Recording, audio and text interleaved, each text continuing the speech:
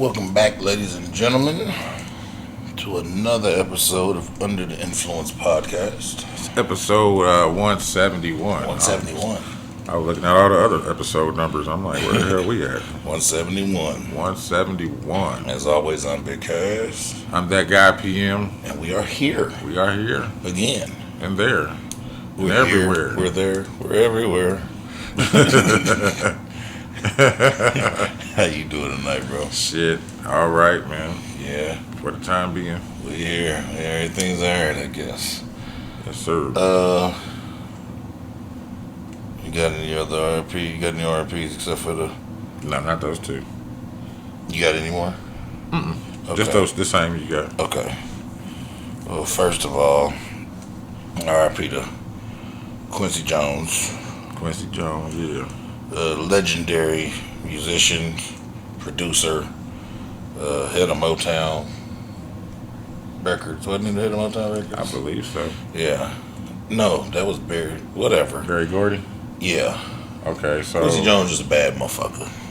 Wasn't that Will Smith's mentor? I believe so. Because he was the one that got him on the show, right? I think so. Okay. And of course, he's the architect behind one of the biggest albums ever created, the Thriller. Mm-hmm. That is true. Yeah, he's just a bad all around bad man. Dead at the age of 91. Quincy gave us some incredible interviews in the last couple years before his death. Mm-hmm. When he started talking about all the crazy shit niggas was doing. Is that a picture of him? Yeah. Okay. Remember he was talking about Marlon Brando was getting cracked by another nigga, and then Quincy was on the run. And finally his people stopped letting him do interviews. That nigga got old and stopped keeping secrets. Marlon Brando? Yeah. So Nambla is real? He's getting cracked by somebody. Some man, he told a whole bunch of stories about niggas. Niggas was like, nigga, take the mic away from Quincy. You never heard of Nambla? Mm-mm. The North American Marlon Brando lookalikes? No. It also stands for something else, but that's what South Park turned it into. Okay. So we got here we go.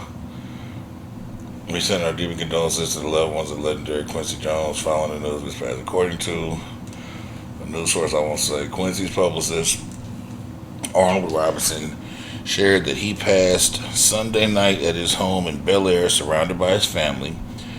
The family said in their statement, tonight with full but broken hearts, we must share the news that our father and brother Quincy Jones, the news of Quincy Jones passing. And although this is an incredible loss for our family, we celebrate the great life that he lived and know there will never be another one like him.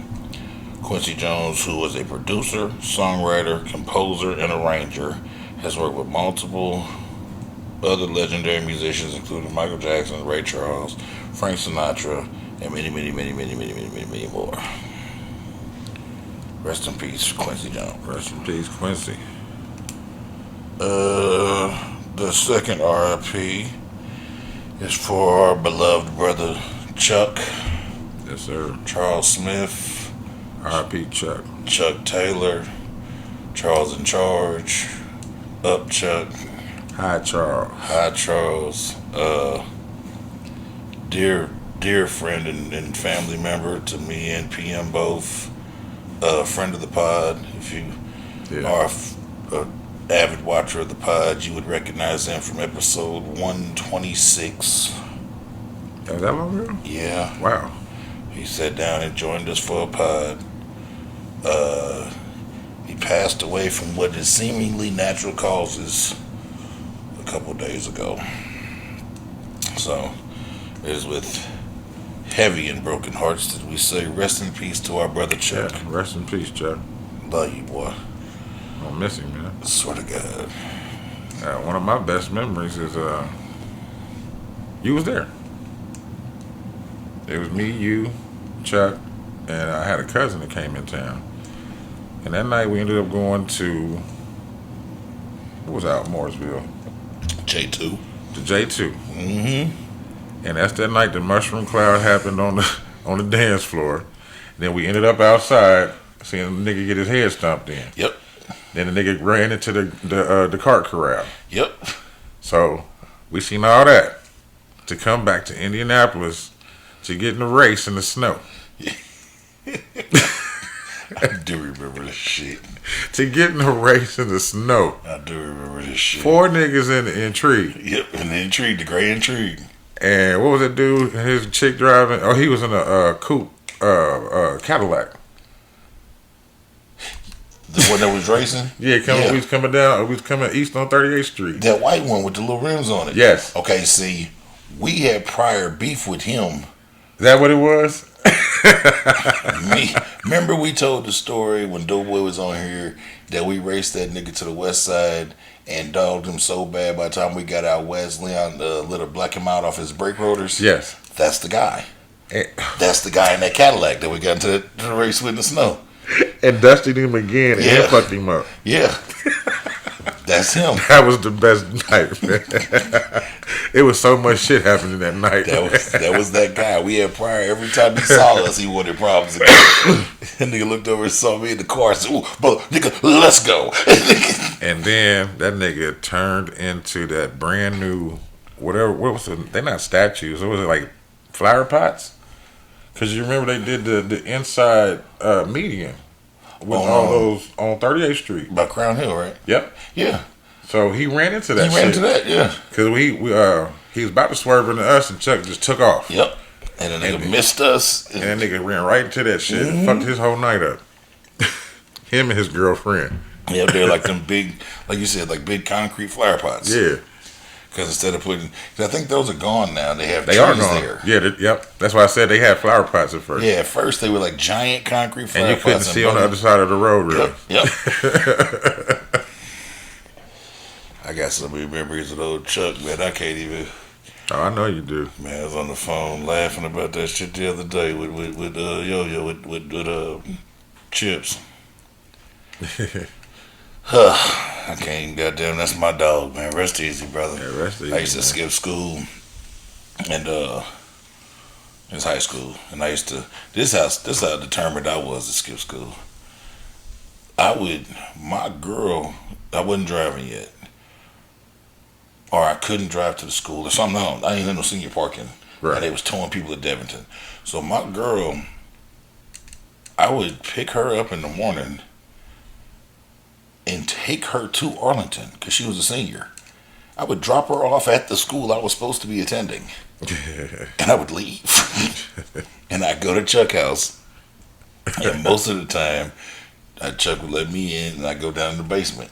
Because by this time, I think Chuck had probably graduated. He had graduated, or Warren went in later than Arlington, or something. Right. Something along them lines. Man, sometimes that nigga wouldn't wake up and let me in, and I'd just go to sleep in front of the nigga house. Because that's how determined I was to skip school. And the nigga daddy would come out and knock on the window and go, "God damn it, boy, get in here and get in the house and go to sleep." And then we'd get in there and Pops would cook up some breakfast and shit and feed us, and we'd chop it up and talk to him about all types of shit down that basement. You know, Chuck had a half an apartment in that basement. Yeah, I've been down there. Yeah, man, so many motherfucking fun, so many fun Mooresville stories, 38th Street stories.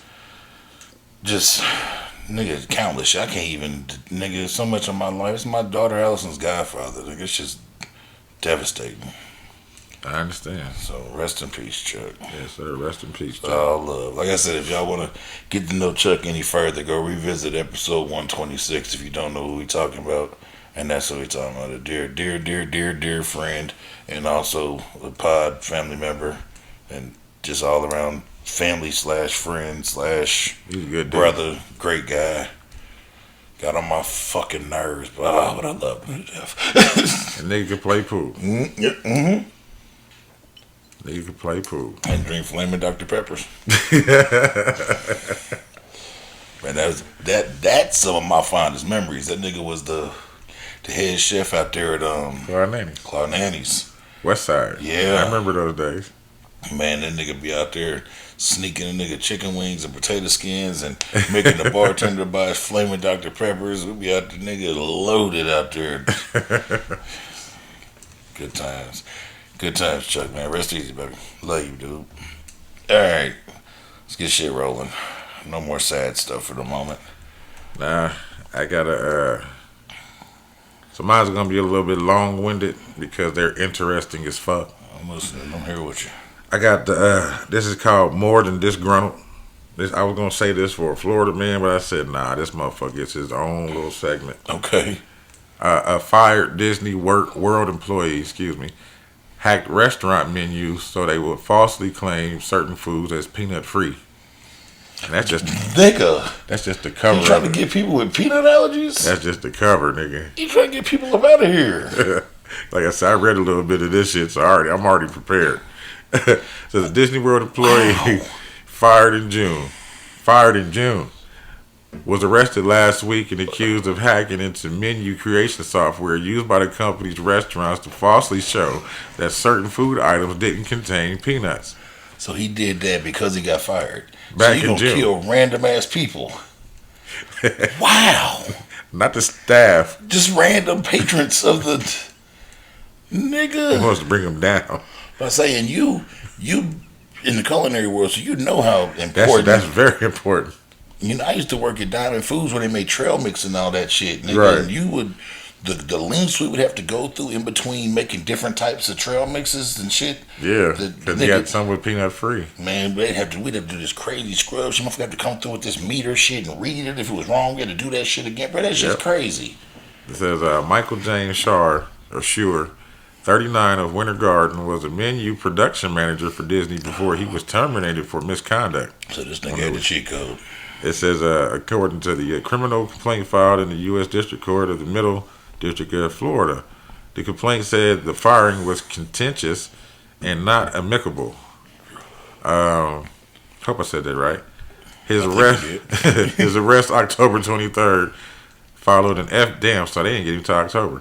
Followed an FBI investigation that concluded he breached the company's software several times over 3 months.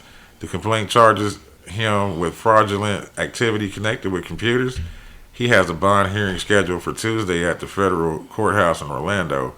The complaint does not mention Disney World by name, but his lawyer, David Haas, said in a statement to the Orlando Sentinel that Schur was employed there and has a disability that impacted his termination. Disney failed to respond to his inquiries about why he was first suspended and then was fired without explanation or accommodation. Oh, so they just let this nigga go. So they just gave him the boots. Yeah. He subsequently filed an EEOC complaint. The criminal allegations acknowledged that no one was injured or harmed by any menu alterations. That's cool. So I look forward Thank God. I look forward to vigorously presenting my client's side of the story. The complaint says Schur altered menus by using Disney's menu creator software. It was created specifically for the company and menus at restaurants it owns and operates in Florida. So in addition to altering allergen information, the complaint said he changed prices, added profanity, and replaced fonts in the menu software with one that depicted symbols known as wingdings. He also He's on grade A bullshit.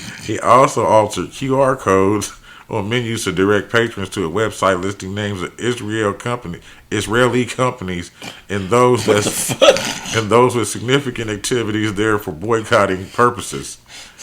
The complaint said it's believed altered menus were isolated before they could be shipped out to the restaurants, but Disney was still working to identify all of the problem.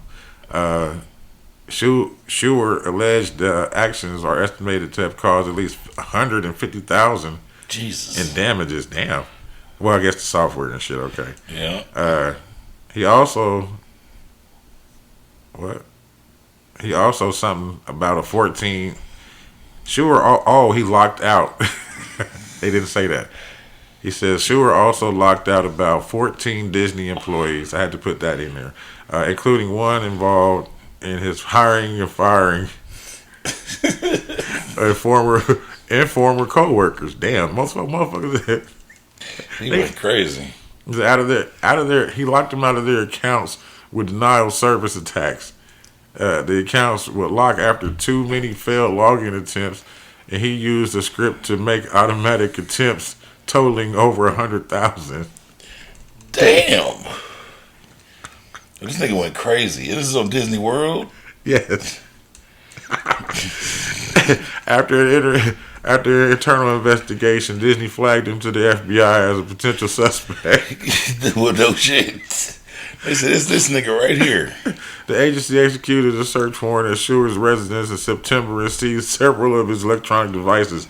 He denied involvement in any of the cyber attacks and said the company was trying to frame him because it was worried about him and the circumstances of his firing. This nigga here. The FBI found evidence that involved him on one of his personal devices, including a virtual private network he used to mask his online identity in several of the hackings.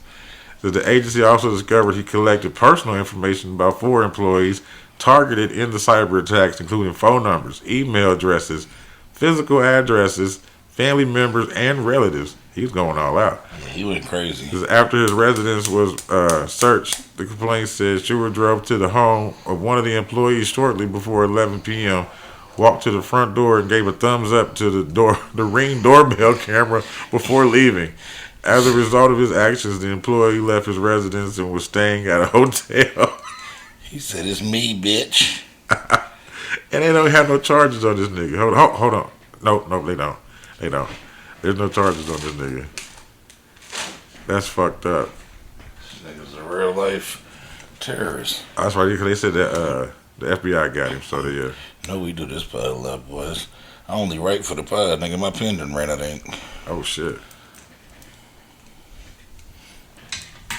Yeah. Yeah, that one was called More Than Disgruntled. Nah, that nigga's beyond disgruntled. He's about to hurt people. He cussing them out on the menu. He's the king of disgruntled. He raising the menu prices. I wonder if he should have lowered the prices. Really? Yeah. If he was mad, If he was mad, he should lower the prices and let get your motherfuckers. motherfucking Mickey Mouse wing. Yeah. That's what it said on the thing. Motherfucking Mickey Mouse wing. $7. I tell you who's not disgruntled. Who? Young Thug. Oh yeah, I heard about that good news. Young Thug is free and home. Yep. T.I. put up It was on TikTok. a video of them two together. Oh yeah. Yeah, you know him and T.I. real close. Okay, I didn't know that. Yeah, they real close. He T.I. kind of basically put him on, but without signing him. Right. Because he said that T.I. basically told him, like, I'd have to take too much from you if I signed you, because of the way this fucked up business is. So how about I just kind of mentor you, and we figure the rest of the shit out. So That's sweet. Mm-hmm. That's what's up, man. So Young Thug is home after he reached a plea agreement for 40 years, time served on 40 years, 5 years in probation, 5 years in prison with time served, 15 years probation with 20 years backup time if he violates probation. Okay. So basically, he's got 15 years of probation, and if he completes that, those other 20 years disappear and everything's fine. How long you been locked up? He's been locked up, not quite 5, but they gave him 5 credit. So 2020? Probably.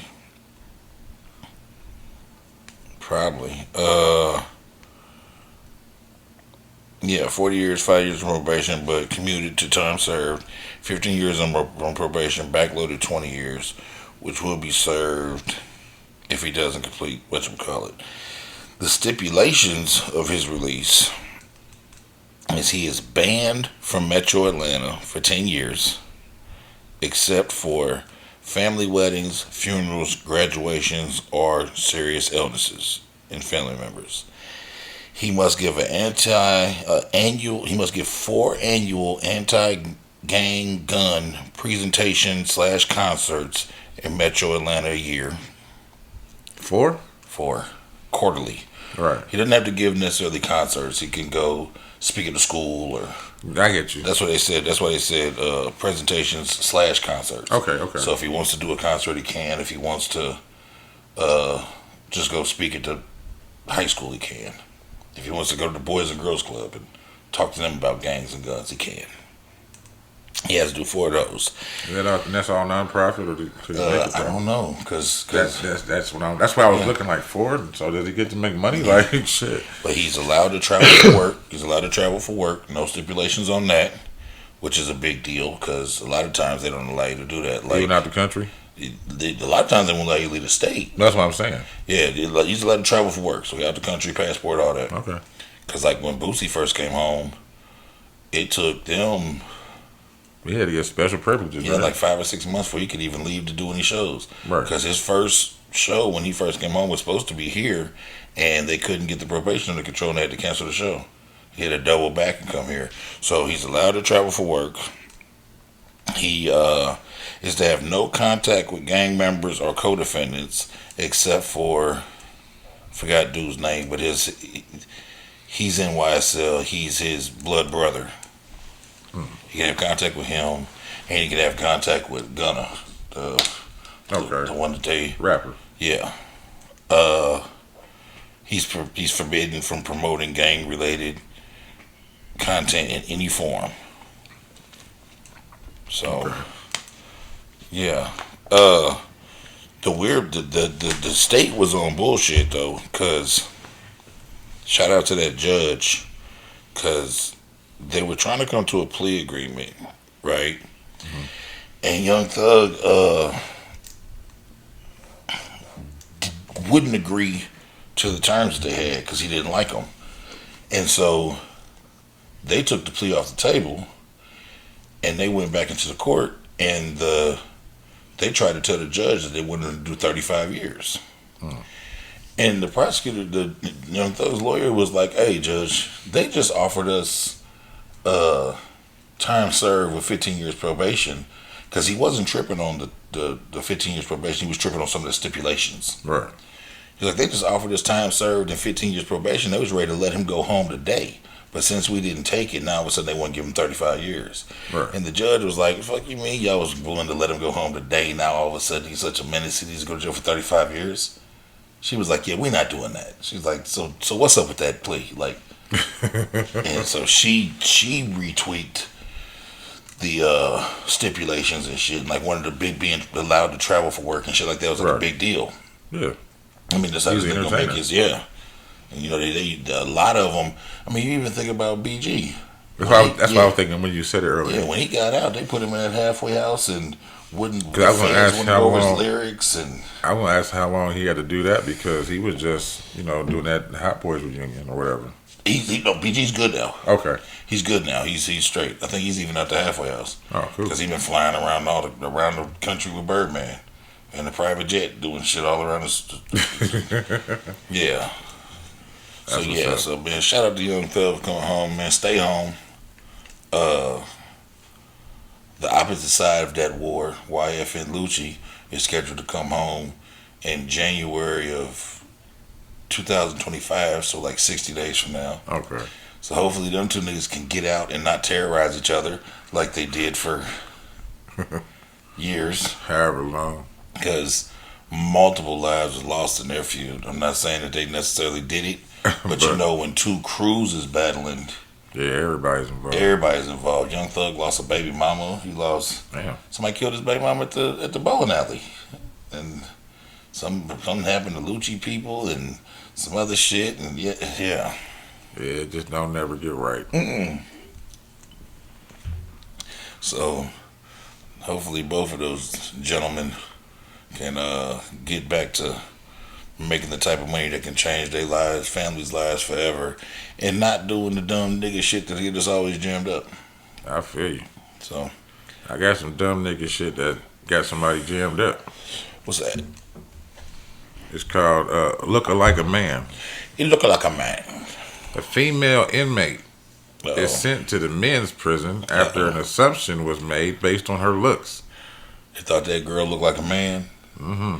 And then that girl got a clitoris. that man got a clitoris. Scottish. That man got a G-spot. In ovaries. No Franks. No Franks at that stand. No beans. No Franks and beans at that stand. Ain't nothing here but pussy pockets. For real one. Yeah. Scottish authorities accidentally sent a woman to an all-male prison after incorrectly processing her due to her masculine features, Oh my God. sparking an investigation into the incident. That has got to be a hideous woman. The woman who appeared at Kirkcaldy Sheriff Court in Fife, I don't know, yeah, that's that It's got place, to be over there in Ireland or Scottish or something. Scotland, was transferred to HMP Perth, a maximum security all-male prison. Damn.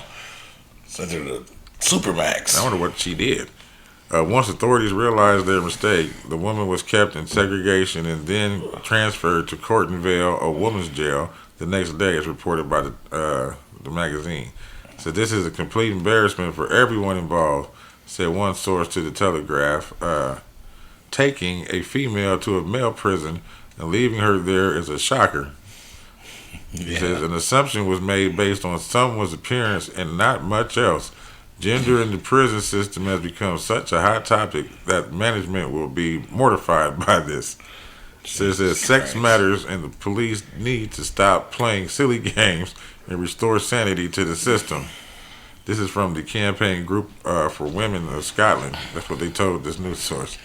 Since last year, the Scottish prison service sent a transgender woman, Isla Bryson, to a woman's prison Yeah. after she was convicted of raping 2 women in 2023.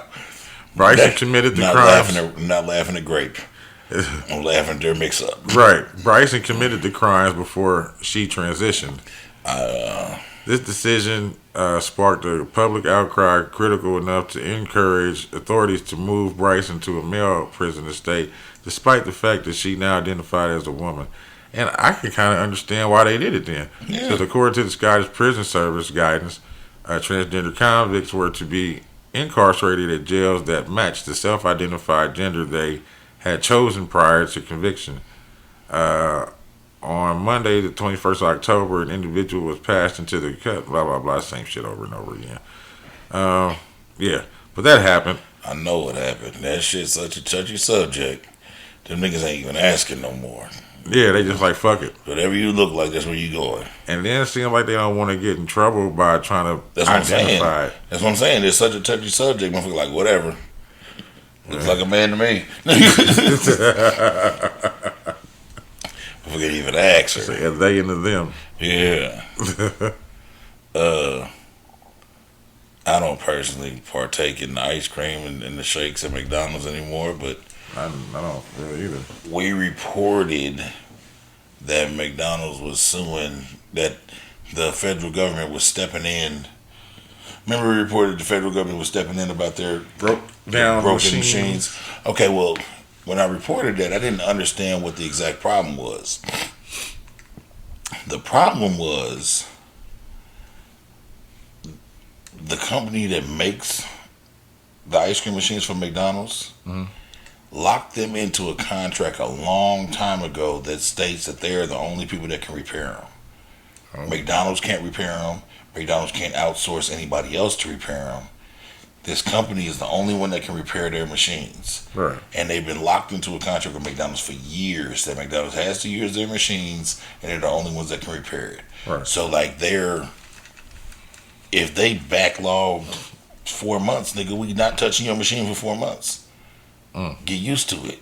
Because I know when I worked at McDonald's years ago, we would be jimmy rigging and trying to make it do certain things and work, and you get it to work for a little bit, then it would break down, then it would, and then eventually these people would show up and fix it. Well, federal government stepped in, lawsuit was won. McDonald's can now outsource anybody to fix these goddamn machines. That's good. Yeah, I hope they have enough motherfuckers to clean them yeah, the right way. man.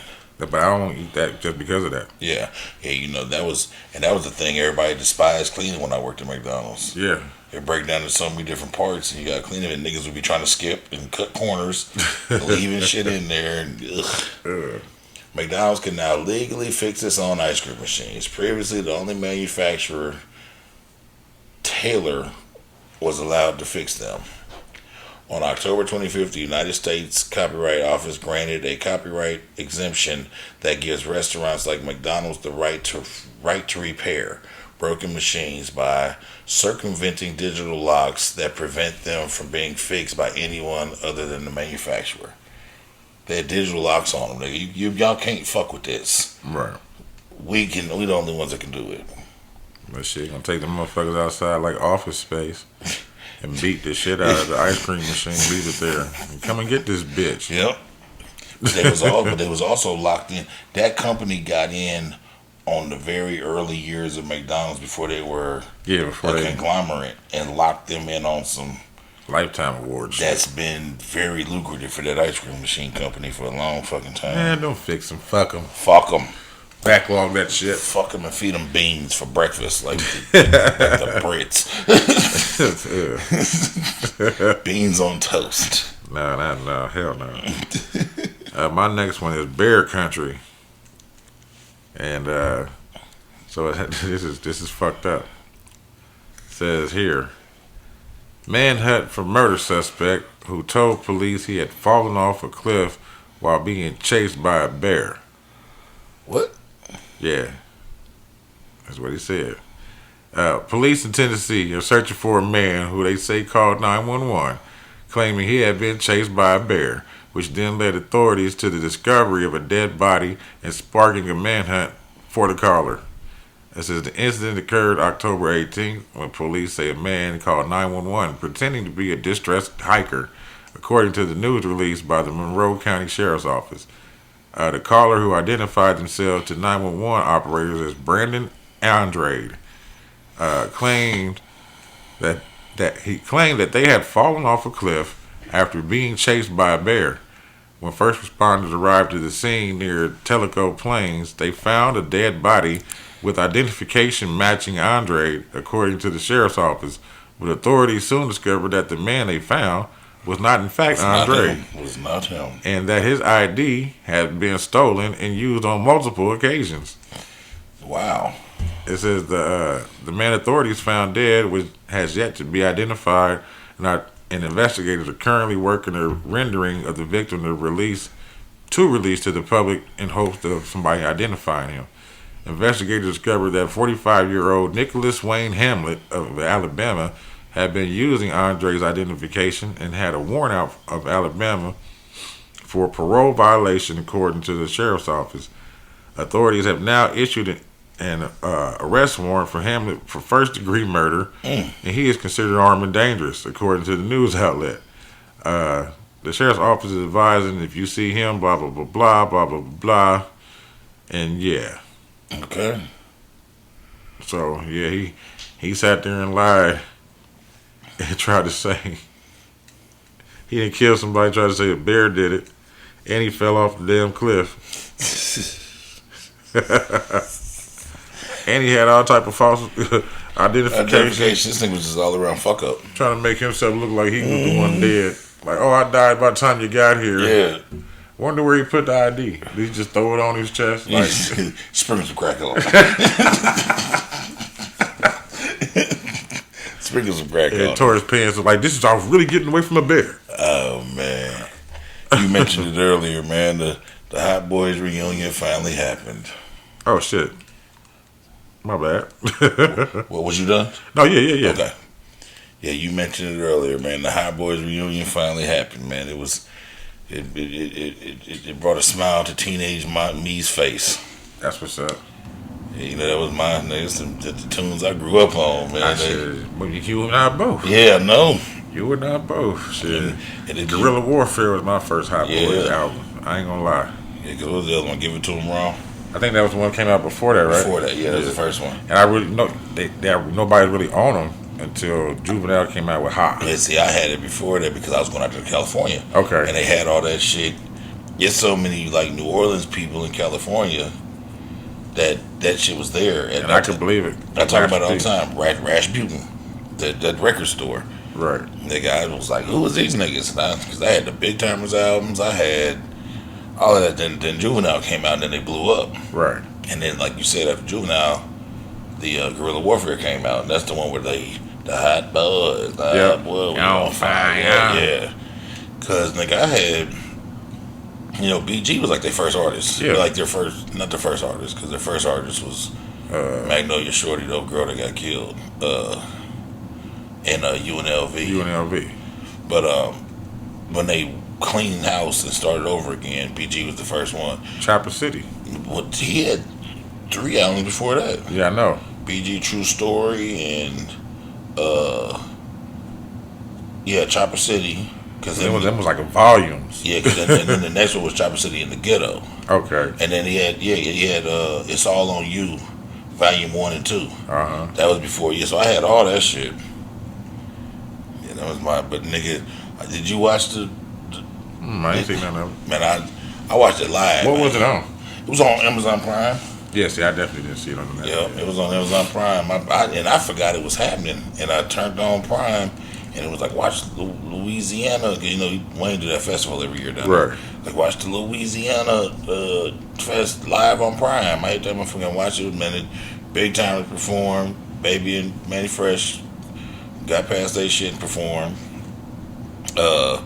All of the Hot Boys performed solo first. Wayne performed, and BG did some shit, Turk did some shit, Juvenile did some shit. Then they all came together, and they probably did 5 or 6 songs. Like it was a nice That's really reunion. cool.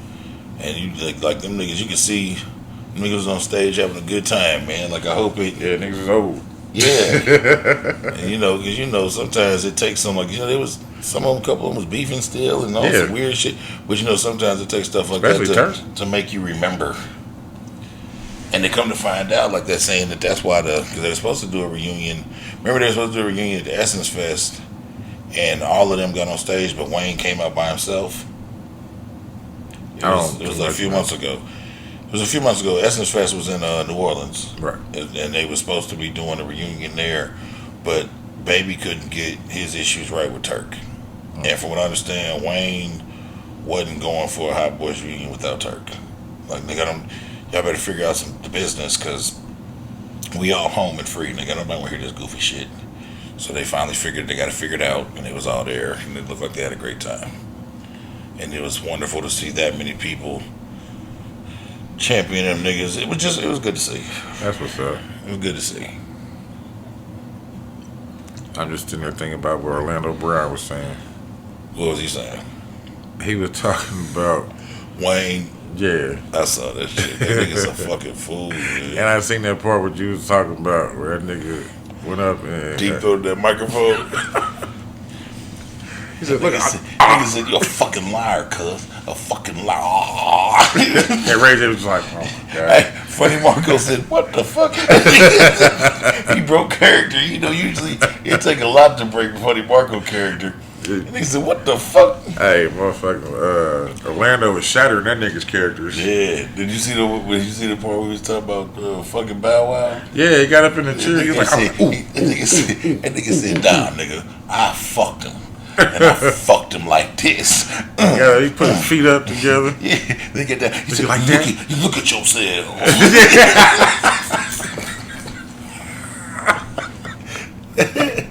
Hey, man. That nigga is... He's hilarious, man. Whatever's wrong with him, man, that nigga is an entertaining guy. Man. Yeah, shout out to Louisiana Fish, shout out to Hot Boys Reunion. I hope they it's a lot to ask to get to talk about going on tour. But No Limit did and you know what else was dope? What's that?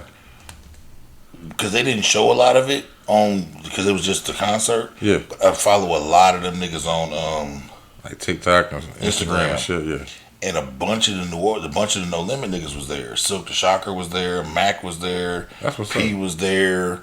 But like a bunch of them. Fiend was there. Mia X was there. Like a bunch of motherfuckers was there. And I was like, oh shit! Like they was in the building. They got love for each other now. Yeah, they was in the building. That's how it should be. You know what I mean? You never really heard No Limit Cash Money War. They had a little. They They had a little tiff, but motherfuckers was the biggest tiff was Mystical and UNLV, right? But at the time, Mystical wasn't even signed to No Nah, Limit. he was with He was with Jive. yeah. Damn, I forgot he was with He was Jive. with Jive. Mind the Mystical, the first, well, not the first, Mind the Mystical came out on No Limit, but the first, Beware. yeah, that came out on Jive. I had that one. I had the tape, the Yep. cassette. Yep. Beware. Yep. It is nasty ass. Motherfucking murderer. Fuck you, Mystical, for making me be a fan of you for all them years. Man. You serial rapist. Terrible. I don't care how many of them motherfuckers he done beat, man. If it's where there's smoke, there's fire. That's what you just keep going to jail for. You ain't going to jail for Same nothing thing. else. Over and over and over. He on his like fourth run on Grape. You like being in there. Niggas resides on Grape Street. That was wrong. All right. My bad. My bad. Man. How'd you get to? Wow. You take it. I do a lot of taking. I don't do no giving. I gave me the bitch with my dick in my hand. You better help the bear. Go to hell, Mystical. Hey, at least the nigga wasn't lying. Nah. Put my dick in my hand and then I said, Yeah. put the needle to the groove. That nigga make some good music, man. Can nobody do like I do? My shit, nigga. That shit came out when I started driving that. I was listening to Bow wow. oh yeah. Bow bow bow wow. Master P, go Flames get the flare. photo station wagon, nigga. Go to hell, Mystical. But also, one of my favorite songs came from them niggas beefing with Mystical. Because that, Dragging from the River, dump his body in junkyard.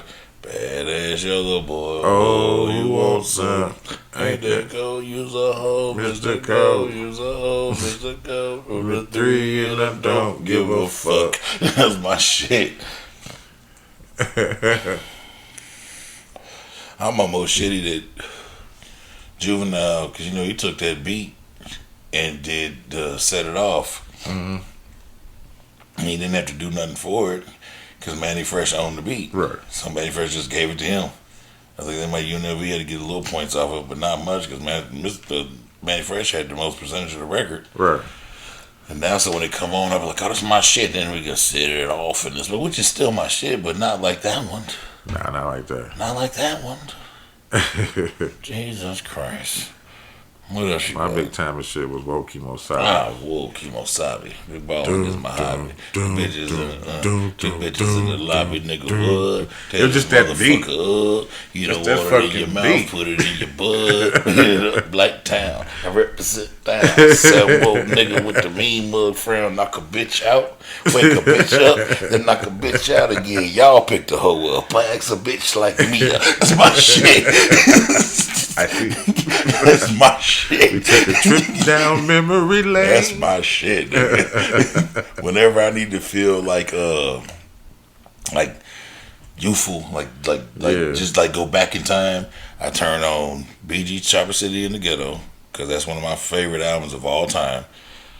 Juvenile 400 Degrees, Yeah. the Big Timers, How You Love That, Volume 2. Not Volume 1, Volume 2. What was on? Oh, How You Love That. That's the older one. Yeah, it's the older one. This is the one before Get Your Before, Roll On yeah. and all that. How You Love That Volume 2. That was my 3. Because that first, the Big Timers I'm talking about got that Cutlass Monte Carlos and Regals on it. Started with Cutlass Monte Carlos and Regals, man. See, I ain't Just started suburban listening to them like conditions. that. Man. Not for a while. Cause I thought they were a knockoff No Limit. Yeah. You know what I'm saying? Because you see the covers of Yeah. the thing, you be like, who the fuck is these niggas? And then come to find out the covers look like that because the nigga down there was the cover guy. Yeah. And everybody was just going to it. It's a white dude. They did like a little mini documentary on him. Because he's done like a million covers for niggas. Like, Yeah, they nice. yeah. But you thought it was a knockoff No Mm-hmm. Limit. So I didn't fuck with it. You know what I mean? So I was in the record store every week buying some shit. Yeah. That was my go-to drug back then was music. And see, the thing, and I was a No Limit head, right? Like a No Limit monster, but No Limit was popping before I started driving. Yeah. So Cash Money blew up and was on the blowing up as I started driving. So like more of the soundtrack to like them Brian years that I remember was the Cash Money. I feel you. Cause nigga, but that's one of the reasons why that BG Volume Chopper City Volume 2 is my favorite. Chopper City in the Ghetto is my favorite album because we did do on here. He told you about my stereo that I put on the bike. Yeah. I hooked up the little generators that clamp onto the tire that power the lights. Yeah. Hooked one on to each tire, front and back, and I made it power a house stereo. And I had tweeters ran on the bike to like the handlebars. I had the wires ran like there was brake cables. I had nigga with that, a subwoofer and all that shit on the nigga. And I had the Discman nigga doing them the dual shock. The dual shock joint, the one that would nigga on the back of that motherfucking nigga, and I would ride through this neighborhood blasting goddamn it that album, nigga. Riding. So yeah, man, that shit holds a special place in my heart. It's one of the reasons why BG's my favorite rapper. I don't give a fuck if only 4 of his albums were great and he got 13 albums and the rest of the 11 are trash. Whatever. I don't gotta listen to that shit. I can listen to the ones that are good.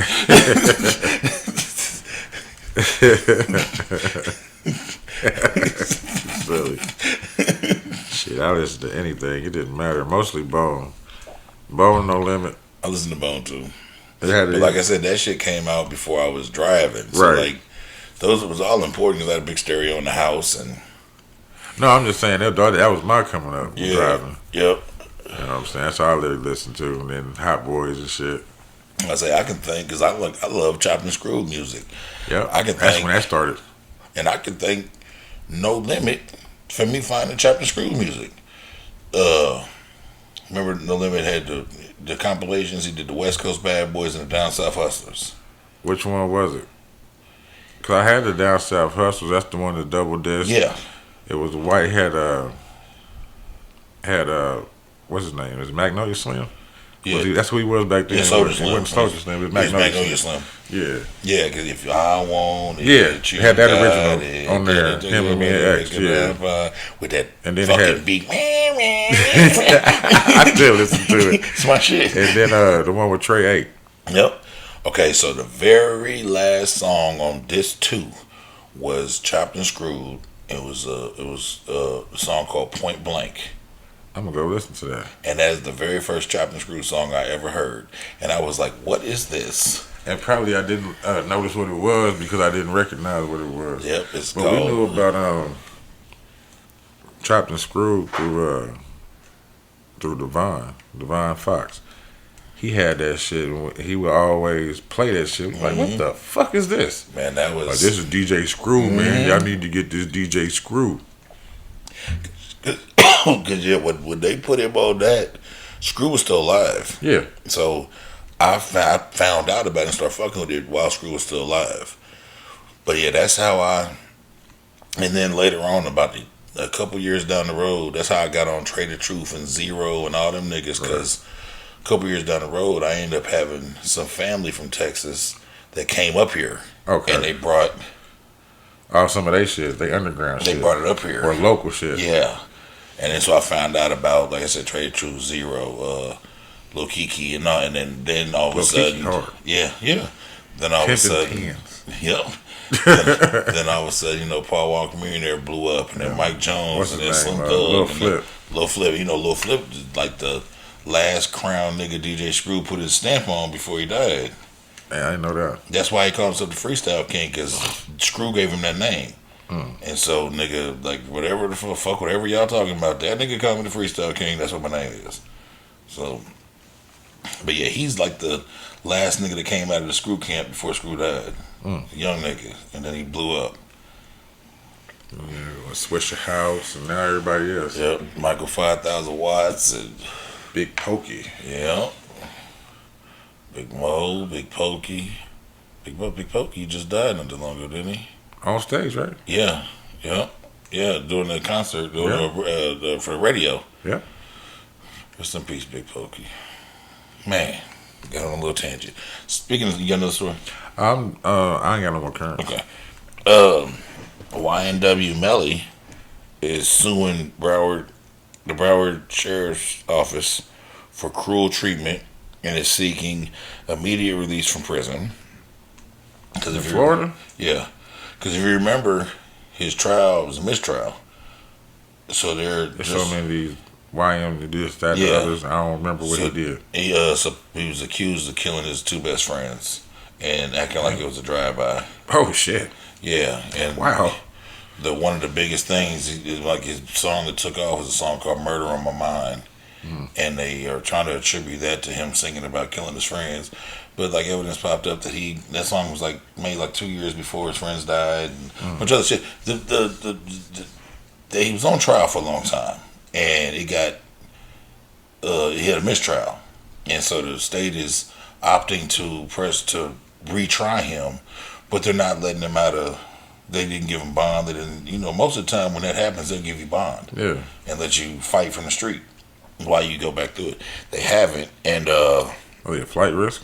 I don't know. I think they just acting like he's a mass murderer, and he also claims that they have not allowed him to see or speak with family or friends in over 3 years. The only contact he has with outside people is his lawyer.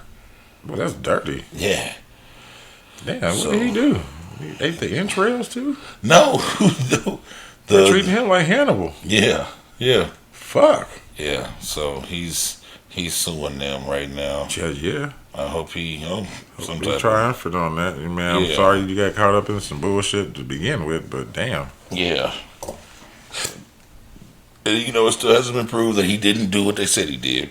Right. But it also hasn't been proved that he has. And he was on trial for like a year, and the jury couldn't decide, so he got mistrial. Crazy, man. Yeah.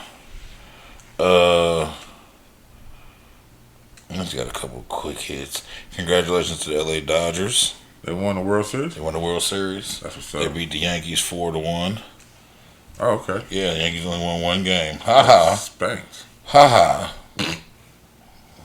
I don't like too much shit from New York.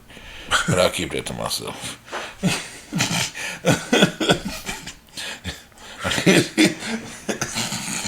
I keep that to myself. I don't like some niggas like that. They make me stutter. I don't like them so much.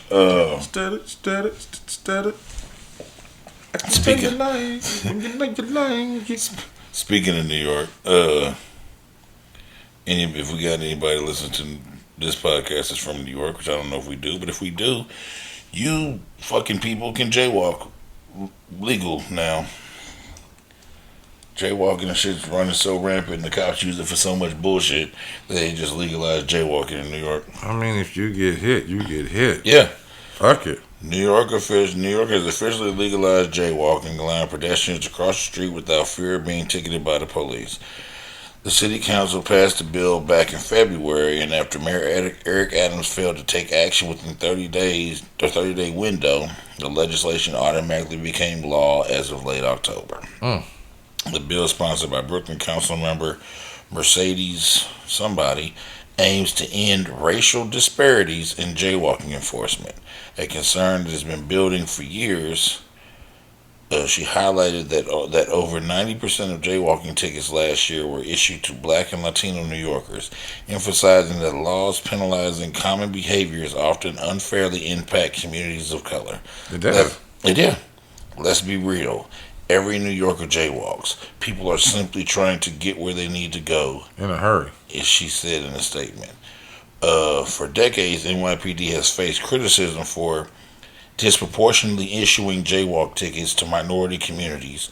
Street Blogs NYC reported that out of 467 jaywalk tickets given last year, 92% of them went to Black and Latino pedestrians. The Legal Aid Society applauded the decision, stating that decriminalizing jaywalking removes a long-standing practice used as a pretext to stop and question It and is. frisk New York's, especially those from communities of color.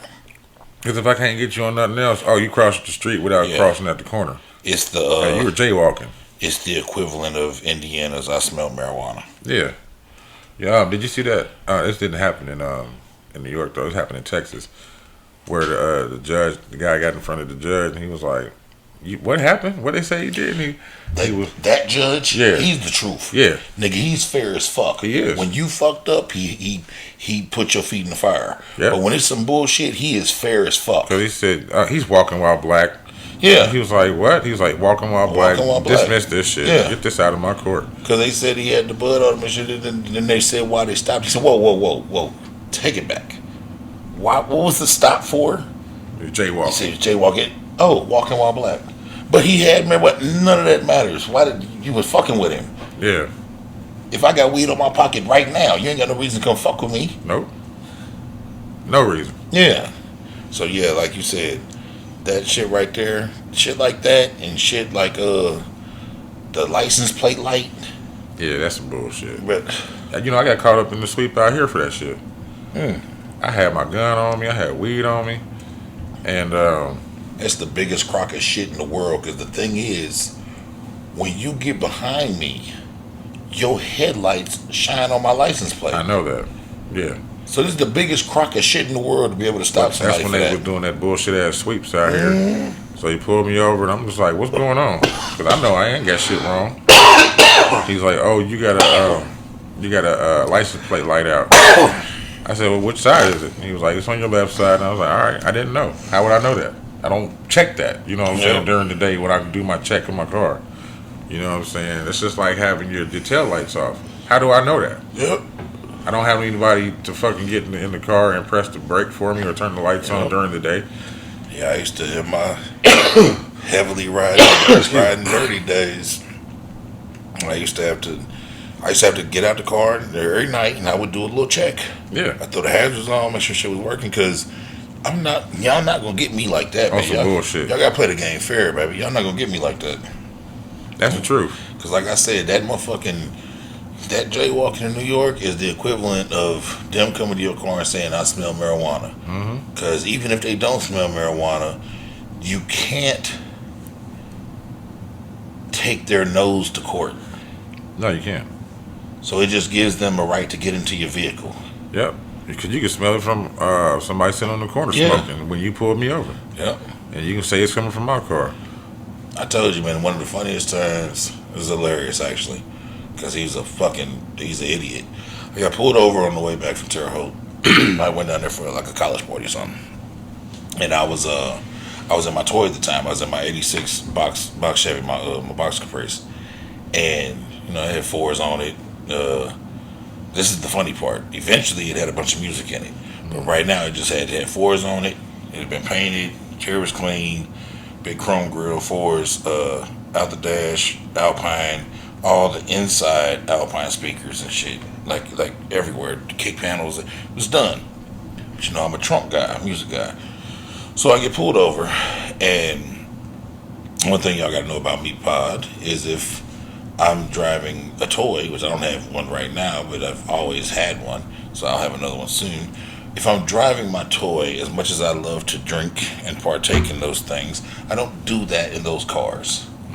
Because those rims are expensive, and one little mishap can cause you to pancake and crack a bust of rim up, and a pint of tequila can cost me $4,000 in rim repair and tires.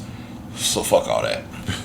And this shit's shiny, so if you're out late at night, the police see that, nigga, they liable to fuck with you.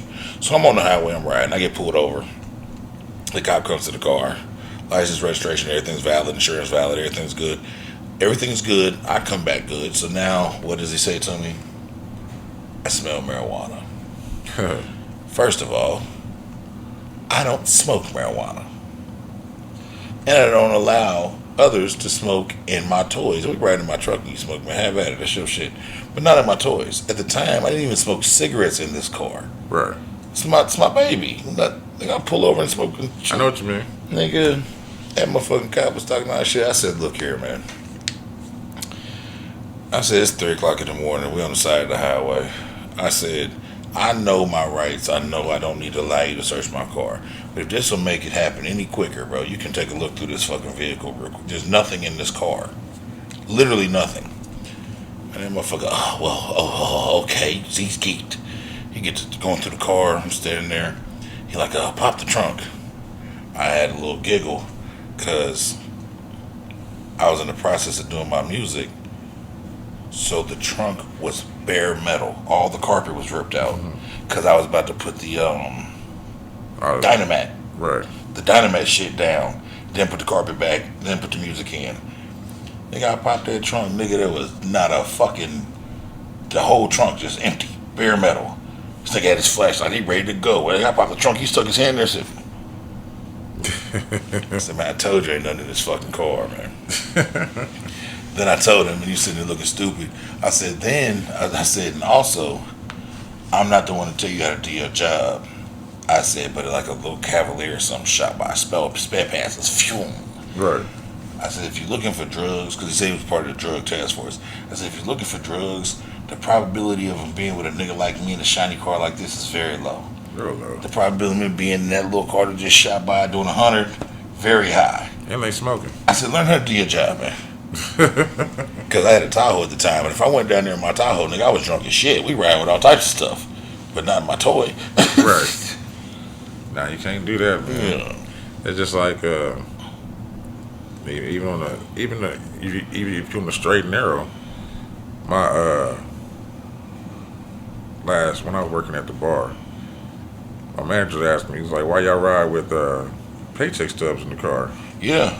I said, "So if I ever get pulled over and I have a good amount of money on me, yeah. I can explain where the fuck I get this money from." Mm-hmm. He's like, "You got to do that?" I was like, "I don't have to do that. I choose to do that so I don't get fucked with." Man, I'm gonna tell you what they friend of the show, Spongy. One time we got jammed up, and I caught a case down in Hancock County, and I got caught with a couple pounds of bud or something like that. And he was riding with me, and he had his rent money, and because at the time Sponge didn't have a car, so I had picked him up, him and his son, to ride with me to do a couple things, and I was going to take him to stop, pay his rent, pay his phone bill, pay a couple. So he had bill money on him, so he has a few $1,000s in cash on him.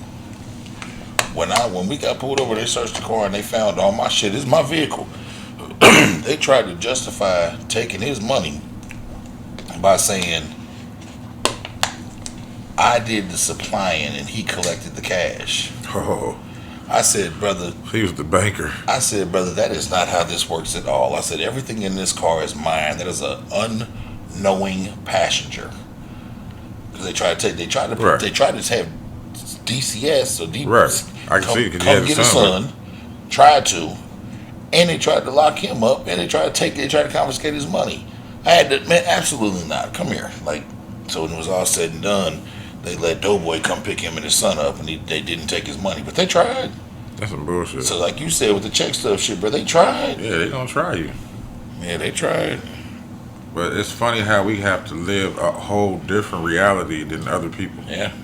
You know, they were like, well, why y'all so aggressive and why y'all so mad? Because we got to live like that. And that's why they never understand. Everybody is attacking you. Yeah, and that's why they never understand why we think the way we think or how we act the way we act. Because when you don't live in that reality, bro, you just don't have to deal with it. Nah. It's not a thought on your mind. It's not. But shit, when you live in that reality, you understand it. Could you imagine how good it would feel to see the police and have like good thoughts?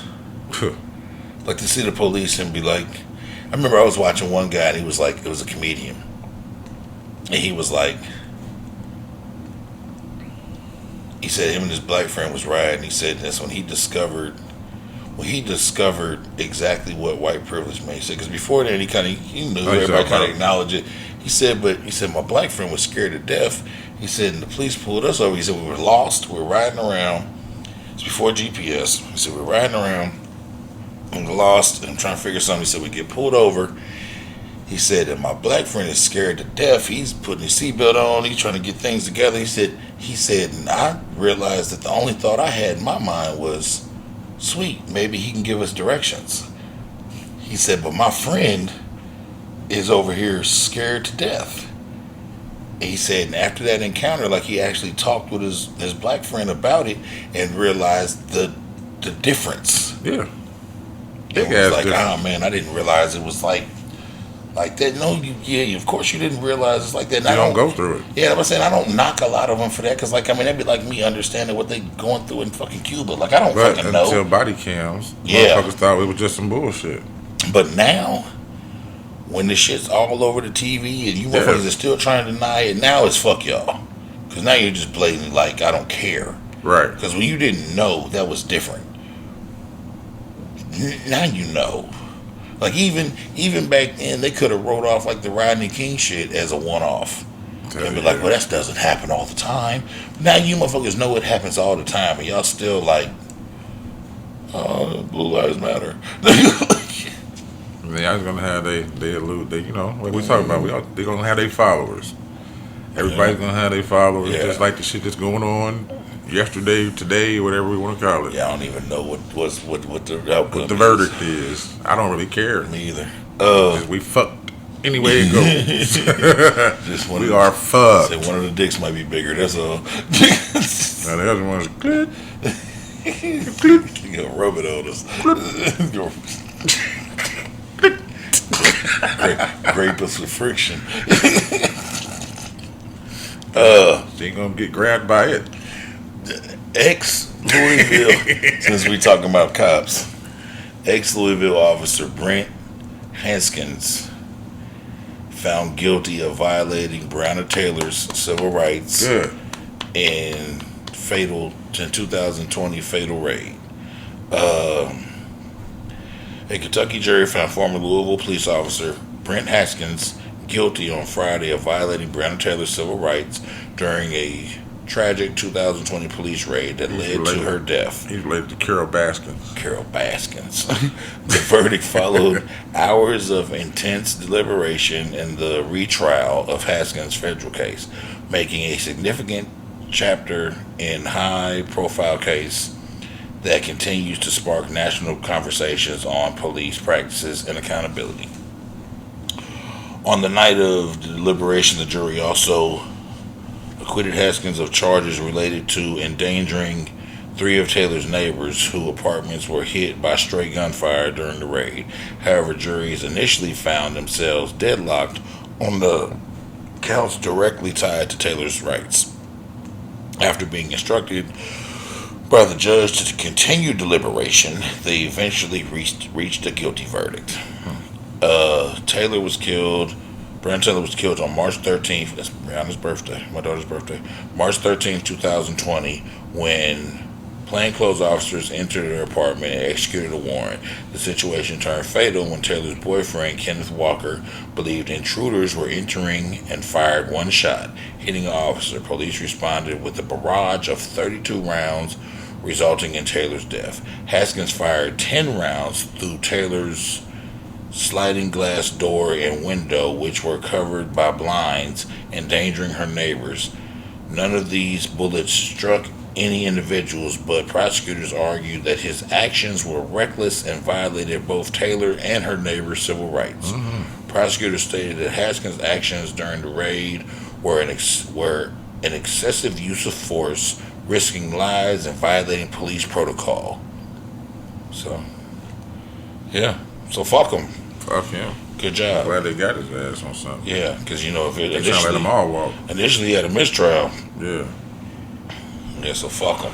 Shit, we also need to take a walk because these knees is hurting. Yeah, fuck him and feed him beans. We got 2 quick hits. All right. Let's do them real quick. Just real quick. Eddie Murphy's gonna play George Clinton in the biopic, and I'm here for it because Eddie Murphy's a fucking fool, and I think he can pull it off. George Clinton? Man? Yeah, Parliament Funkadelic. I know. Yeah, Eddie I gonna think play they him. could have got somebody. They could have used Denzel.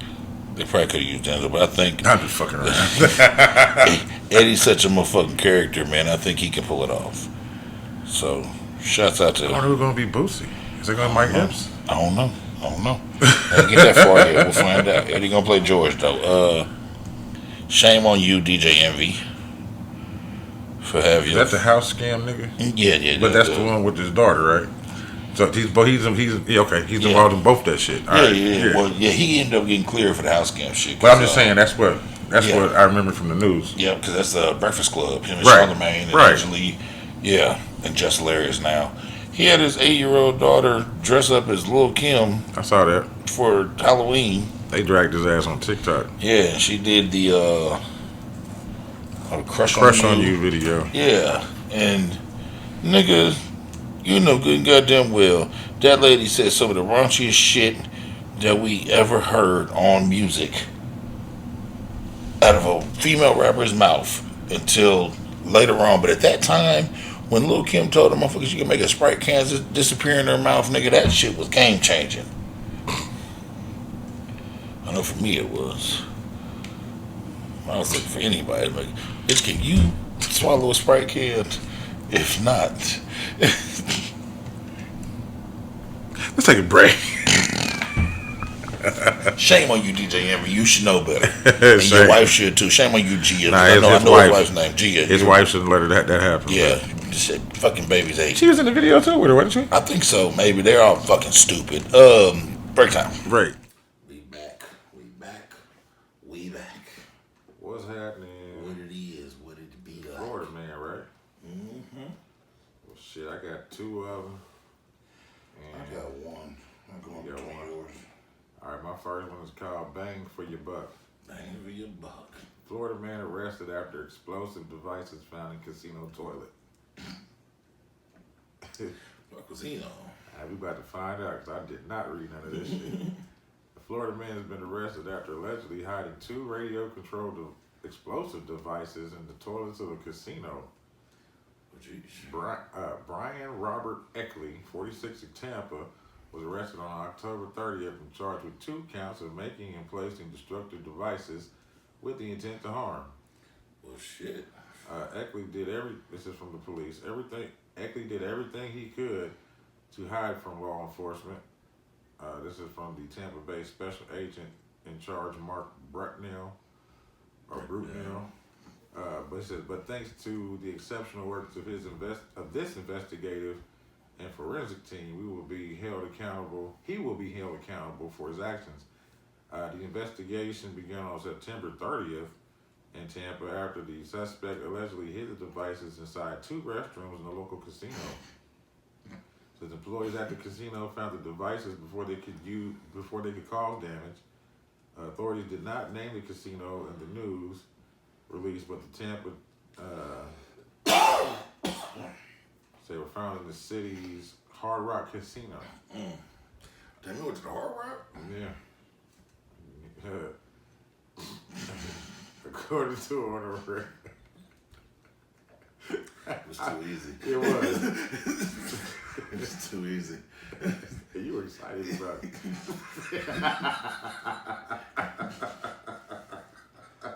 It's too easy. I want to go. Like, it's too easy. according to an arrest warrant, the devices posed a risk of serious bodily injury to anyone in the vicinity had they detonated, the paper reported. The investigators learned that a few days earlier, a man was behaving suspiciously at the casino. The man was seen driving a white Ford Explorer, of course, and after lengthy interviews, surveillance, and analytical work, investigators traced the vehicle back to Eckley. Days before planting the explosive devices, Eckley was arrested by the Hillsborough County Sheriff's Office in an unrelated case of aggravated assault with a firearm. Forensic analysts tied evidence from the case to the devices. Says this case is a shining example of how our local and state law enforcement agencies work together to make our community safe. Blah blah blah. It says Eckley was booked into the Hillsborough County Jail. His pretrial detention hearing is scheduled for November 5th, which was what? Yesterday. Yeah. So he will find out what's going on with him. Trying to blow motherfuckers up at the why the casino though? What is the motive? Did they take his money? Niggas be mad as shit, boy. But the casino though? This one's called My baby. This one's called Shooting Shit Up. Shooting shit up. 2 dead, 6 wounded during a Florida Halloween celebration after a 17-year-old fires into a crowd. He let it spray. Yeah. Making a rap song about it right now. Well, no. No? He's in jail. Oh. 2 people were fatally shot and 6 others wounded during an Orlando, Florida Halloween celebration. During the shocking early Friday shooting in the downtown area, another person sustained injuries from being trampled. Orlando Police Chief Eric Smith revealed that during the news conference, a 17-year-old Jalen Edgar had been arrested in connection with the horrific incident, although the motives remain unclear. Emergency calls flooded 911 just after 1 a.m., reporting multiple gunshots near Central Boulevard and Orange Avenue.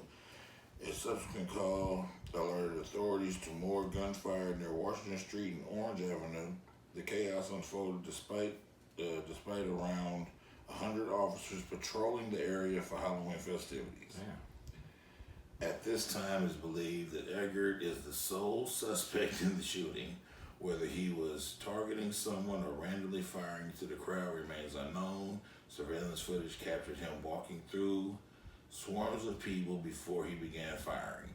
Notably, he had previously faced grand theft charges last year. The identities of the victims, who range from ages 19 to 39, have not been released. They are still said to be in stable condition. A 24-year-old woman sustained a gunshot wound to her leg, and blah, blah, blah, blah, blah. Yeah. He's being held without bond, of course.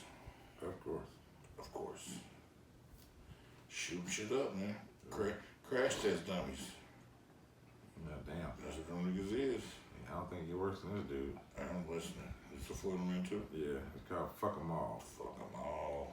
Florida man threatens to kill children, hurt Jews, and black people. Jesus. This is Jacksonville, Florida. Says a Jacksonville man was indicted for threatening to kill and injure several people 4 different times last month.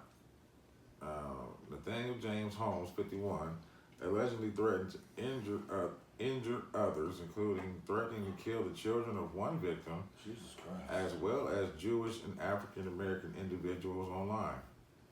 It's going crazy. Holmes was charged on October 4th with 4 counts of transmitting interstate threats to injure other persons. He was arrested Friday and was ordered detained pending a competency evaluation. Competency. Yeah, I can't read right now. I got you. If convicted, I figure out that nigga retarded or not. convicted, I'm trying to figure out if I'm retarded. You just high.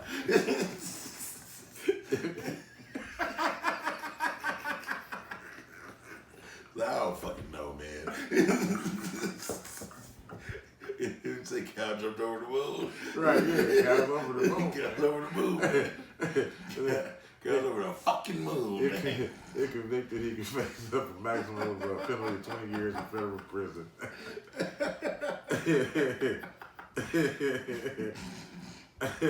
Oh, and the case is being investigated by agencies including the FBI, U.S. Customs and Border Protection, and the Secret Service, among others. Damn, who the fuck is he? He is somebody. Say it with me. I am somebody. You are smart. You are kind. You are special. Yeah, thank you. Oh man, that's it our from Florida, ain't it? Yeah. We melanated. You got a one, you said. Yeah, it's just Lil Wayne. Lil Wayne. Master P. Oh, I mean, bang, bang. During the Louisiana Fest, the mayor came out and P came out, and the mayor expressed her dismay with them not having Wayne do the Super Bowl, and she was very glad that he got the chance to be in front of his fans for this. Okay. And but that's not why he got what you call it. Master P announced that February 6th and 7th will be Lil Wayne's days in New Orleans. He gets 2 days. Was his birthday? No, I don't even know. He gets 2 days, or maybe one of them is, but he gets 2 days. I gave Wayne 2 days, and they are starting a Know Ya Walk Fame, like how Hollywood has it. They should. And Lil Wayne is going to be the very first star. That's what's up. I like that idea.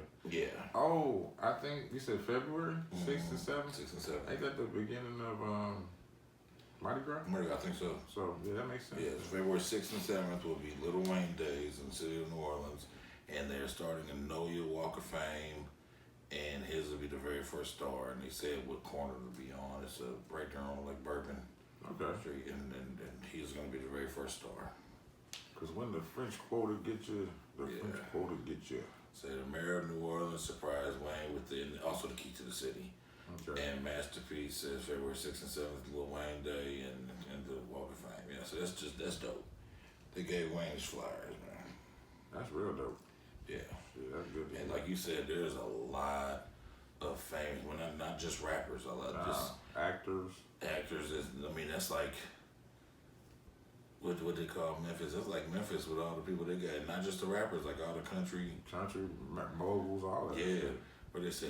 Comedians. Somebody called Memphis White Atlanta. And I cracked the fuck up. I can see that. I can see that. Yeah. That's funny. That's funny. Yeah, shout out to Wayne for all that, man. It's just good to see Wayne get his flyers. No, that's always good. Because, quiet as it's kept, even though Wayne doesn't publicly speak out about a lot, and usually when he does, he gets chastised because he usually says some stupid shit. He has been pouring tons of money into New Orleans since Katrina.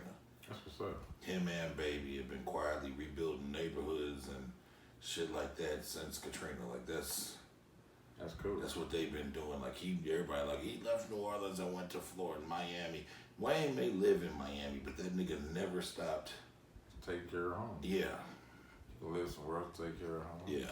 It's what you're supposed to do. Yeah. Supposed to go away and take yeah. care of home. Mexicans do it. Why can't we? If I was to hit it big right now, brother, please believe I would flee this city because I don't want to be around none of these niggas. And I would make sure that my dollar counted in my city. Yeah. I'd take care of things. I'd be in town for ribbon cuttings and things of that nature. And the day-to-day, I would have someone employed to run the shit that I do for the city. Of course. And that's what it would be. Like the mayor. Mm-hmm. But doing shit the right way. Yeah. I don't want to be around because, them, for some odd reason, the niggas that knew you when you didn't have shit is the ones that hate you the most. Boy. Now you got shit, it's more to hate you. Yeah. Yeah. Backwards. Niggas don't be proud. I mean, I be proud. I be proud of all my niggas. Proud of everybody. But we are few and far in between. Tell me about it. Tell me about it for real. We are few and far in between. I told you, man, I had a story that, man, this shit, I didn't realize how fucked up niggas was, and it was years ago, and I heard one of my niggas, I won't say his name because we got a lot of friends in common, but one of my niggas years ago, some wonderful shit happened to my nigga. He came into some money, he bought like his dream car, he was getting a new crib, like he was like shit was going great for my nigga. And he called me up and just told me about it. And I said the same thing I always said, nigga, congratulations, my nigga, boom, boom, boom, boom, boom. And then when he got done telling me about it and I got done congratulating him, he said to me, bro, I just wanted to call you because I knew you would be one of the only people that would generally be happy for me. Right. And I didn't want to share this news with people that was... We're going to be fake happy for him. Yeah. He said, I knew that you would be genuinely happy for me. Yeah. That hurts the most. Yeah. When you do a come up move or something, you change something, motherfuckers start, well, how'd you do that? Mm-hmm. What you mean how I did it? It happened. You ain't happy for me? Damn. Yeah. Why can't you be happy for me like I was happy for you? You know what I'm saying? But you gotta learn who those people are. Like, damn, niggas out here really fucked up. Yeah. My nigga called me at midnight. My nigga sitting at home, happy as can be, and just itching to share his happiness with Just someone. talk to somebody. Just tell somebody about it. And be positive. Yeah. You can't I don't have to worry about nobody being on no weird shit. There you go. Bringing up weird shit. Yeah. Or trying to extort shit out of him. Yeah, goofy shit. But you remember that one time we took you out, right? Yeah, nigga. Nigga, that's all gonna be paid for back. However. And the universe works like that, nigga. Just be a good nigga, man. Exactly. It's time for, well, speaking of not good I was niggas. gonna say, these people ain't good niggas. How many you got? Just two. I got the two. update in the one. I got two. You want me to kick it off? Go ahead. Alright, I got you. I'm trying to stay away from anything got to do with this motherfucking election, but Buddy could not be avoided. What'd he do?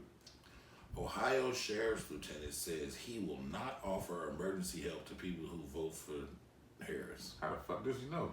Blames his comments on complications from his medication. What? What kind of medication is that? A longtime lieutenant from Ohio Sheriff's Office is at the center of a major controversy due to his social media posts, which have outraged the community.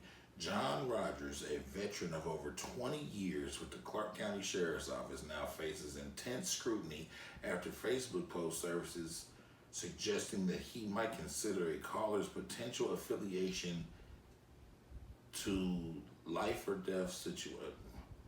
Might consider clients' political affiliation in life or death situations.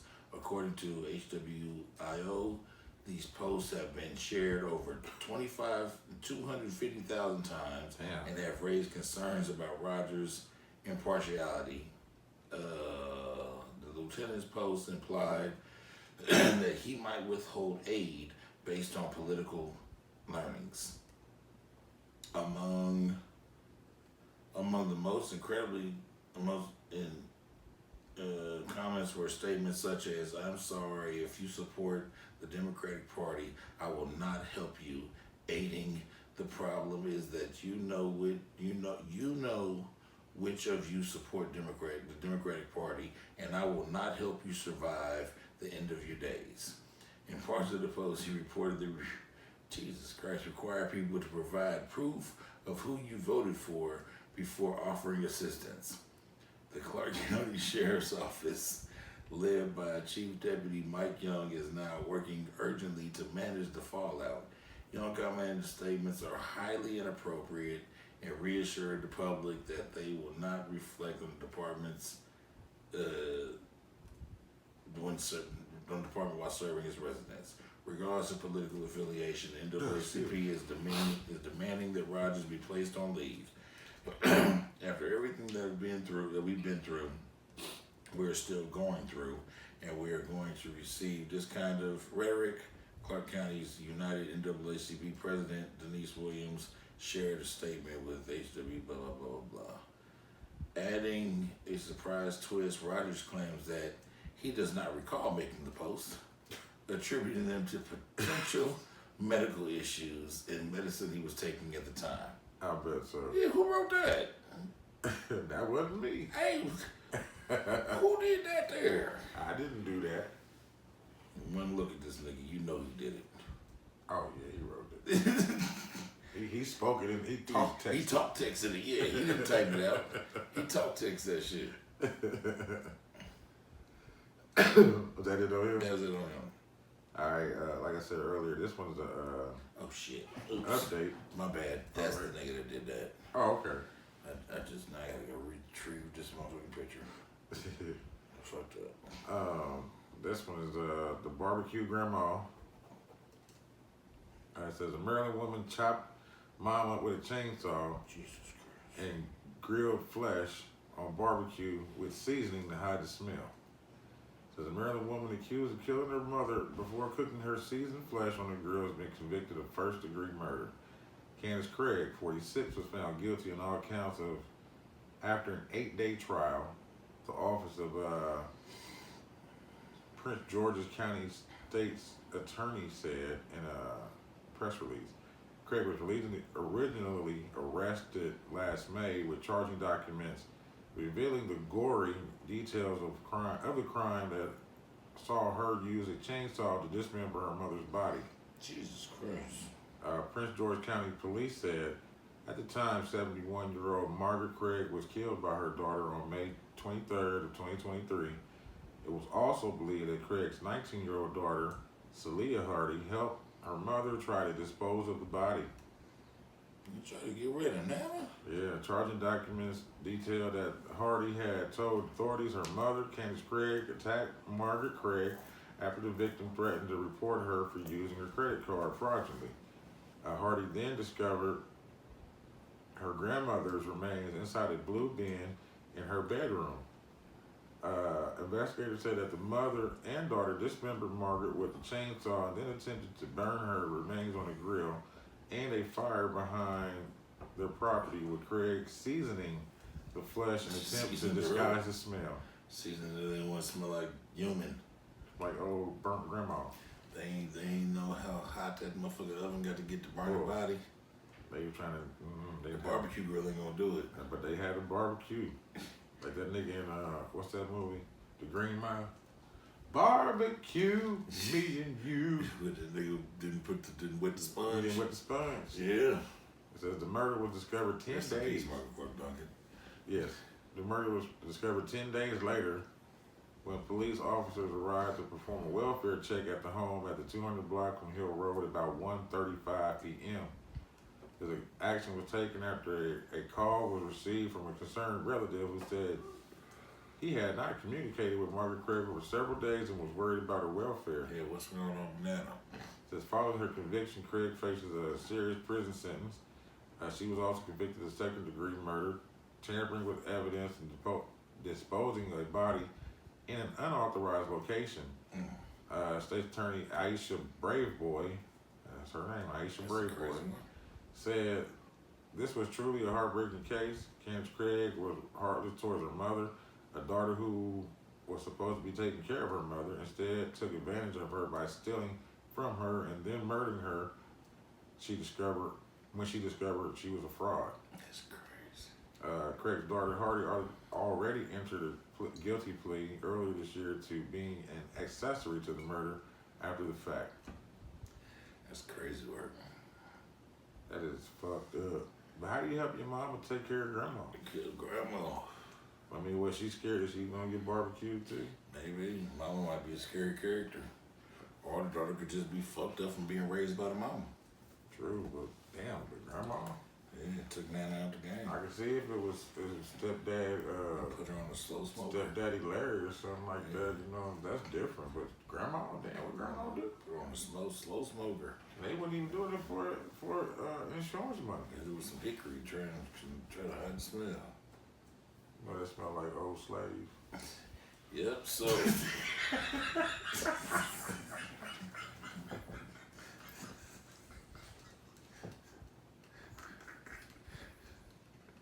What? They burning their ancestors. That's how you.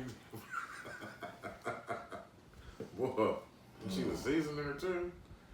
Did you think she had a measuring cup? now she did it by It was all from her ancestors. grandma probably told her to season. Yep. That's fucked She up. did with a pinch of this and a dash of that. What if grandma wanted to go out that way? And then just thinking about it. I ain't think I don't think grandma wanted to go out. Who's that comfortable chopping her up and then put seasoning on it? The psychopath. But the daughter too, though? No, and she might have raised a psychopath. Grandma did something.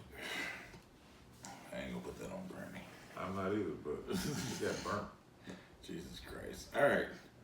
Florida bail bondsman accused of forcing women into trafficking under threat of revoking bond. Trafficking. Yeah.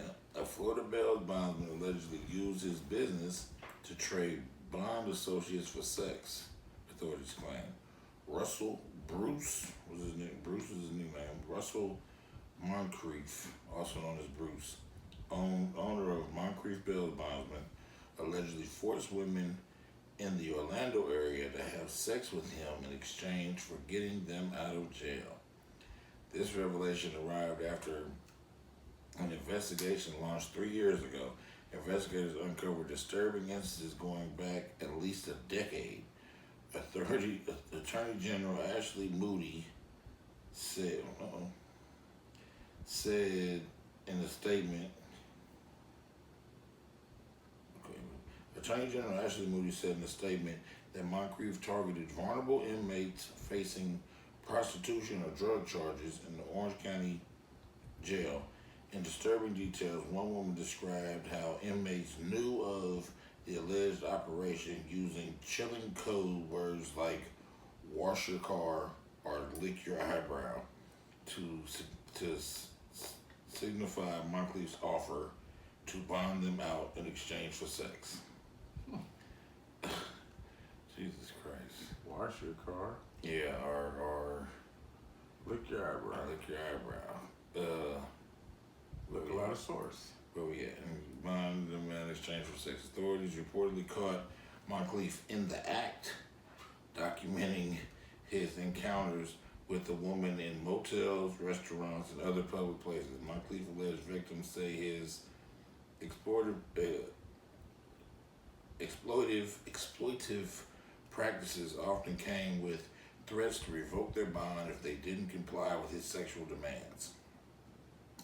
The probe into Moncrief began back in October 2021, spurred by the arrest of John Gillespie, a Bernard County attorney, on human trafficking charges in April 2020. Gillespie's victims pointed investigators to Moncrief. His personal cell phone reportedly logged hundreds of calls from the jail, each one of them placed by female inmates. So basically, they had a big nasty fuck ring, the lawyer and the bail bondsman. And when motherfuckers would get caught on drugs or prostitution, if they looked like something, they would exchange They the new Big Daddies. their services for their freedom. They the new Big Daddies. Yeah. This is a clause. And then if you don't You don't comply. if you don't keep doing it, I'm gonna revoke your bond and send you back to jail. Goodbye, bitch. Yeah, 'cause if I'm a bail bondsman, I hold your bond. Dirty. Yeah. Oh shit. This nigga was doing unwilling tricking. This is my last one. This is 10 minutes. 10 minutes. A 10-year-old boy died after his overweight adoptive mother sat on him for about 10 minutes Jesus Christ. until he stopped breathing just because he refused to do his chores. The mother pleads guilty. Oh, her fat ass go to jail forever. Yeah, in a Big disturbing back bitch. in a disturbing incident in Indiana, a 49-year-old mother identified as Jay Of course Wilson it's here. has admitted to her role in the death of her 10-year-old adopted son, D. Stevens, after a horrific episode that involved physical restraint. Wilson pleaded guilty to the reckless homicide after the tragic incident involving young Stevens, who suffered fatal injuries after she sat on him for nearly 10 minutes. Jesus Christ. The chilling events unfolded on the afternoon of April 25th when deputies from the sheriff's office were alerted to a dire situation at a residence. Responding officers discovered the young boy unresponsive near the driveway of his home, with a neighbor frantically attempting CPR, which that wouldn't help. Despite these efforts, Stevens was not breathing, of course. He had no pulse, of course, and exhibited visible bruising on his lower neck and chest. Stevens was rushed to the hospital, but sadly he succumbed to his injuries 2 days later. The autopsy revealed a heartbreaking conclusion. He died from severe swelling in the brain, which is consistent with being deprived of oxygen for an extended period of time, compounded by the damage to his internal organs. The manner of death was ruled to be homicide. According to the reports, the day of the incident was fraught with tension and disobedience, with Stevens reportedly refusing to complete chores and attempting to leave the house. Wilson told authorities she had retrieved Stevens after he complained to a neighbor that he was being abused and pleaded with them to call the police. The situation escalated upon their return home. Wilson said she might have tackled Stevens, or they both fell on the ground as she attempted to prevent him from running away again. The lies. But surveillance footage from a nearby home tells a disturbing story showing Wilson sitting on Stevens' midsection near his head and neck for over 7 minutes. Initially, Stephen struggled to get free and then suddenly stopped moving. Wilson also told authorities that she got off the boy because she ran out of breath due to her weight and noticed that her son was not moving. At first, she thought Stevens was faking, but then noticed he was pale and called 911. According to the reports, Wilson was 4'10". Yeah, she was 4'10" and weighed 340 pounds. Jesus Christ. Like a little ball. Yeah. Like old girl from Willy Wonka's Chocolate Factory. Veruca, not Veruca, the blue one. The blue one, yeah. Violet. It said an arrest warrant was issued for Wilson's arrest, and she was wanted on charges of reckless homicide. Authorities were actively searching for Wilson, and she was eventually arrested in another state. In court, Wilson entered a plea of guilty to reckless homicide, which carries a maximum sentence of 6 years in prison and a fine of $10,000. That's crazy. It says the case has prompted a significant outcry from the community and beyond, and many question the oversight of foster care system. Blah blah blah. It says Wilson awaits her sentencing scheduled for January 17, 2025. The case serves as a grim reminder of the critical need of effective interventions and supports in foster care and child welfare systems to prevent such tragedies like this in the future. Okay. She was 4'10", 340 pounds. They buried that big baller. She looked like the clown off Spawn. The violator. She looked like John Leguizamo. She looked like the clown off Spawn. That's exactly what she looked like. That's exactly what she looked The like. violator. Little legs at the bottom just wiggling. Little big blob of goo. Oh, they put that big bitch under the jail if they can fit her. You Daisy Domergue. I spit on it. Good for you, sister. What we calling this one, brother? Rest up, Chuck. I got you.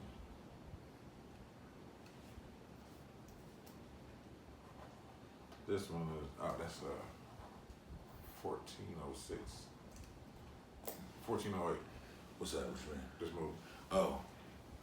That this is? Yep. This is the part where Samuel trying to convince him not to stay there. Yeah, the hotel, yeah. Hell yeah. That's another one for us. 171. 71. You know what I'm saying? We will see y'all next week. Yeah. You know what I'm saying? Thanks for the extra views and all that good stuff. You know what I'm saying? Leave some more comments, all that good shit. Yeah. Love, peace, and hair grease. All right. Y'all have a good one. Peace. So